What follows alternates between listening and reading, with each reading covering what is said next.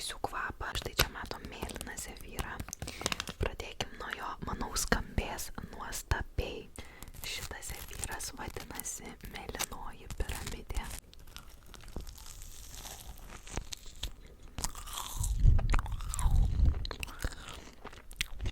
Kaip skanu.